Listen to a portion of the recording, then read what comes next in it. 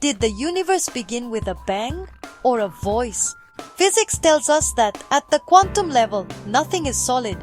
Everything is just energy vibrating at different frequencies. Now look at Genesis chapter 1 verse 3. God did not build the universe with his hands. He spoke it. And God said, "Let there be light." Ancient scripture and modern science agree on this. Vibration precedes matter. The frequency of the voice created the reality we see. If the Creator used vibration to build the world, what are you building with yours? Tune into the frequency of truth. Subscribe for more.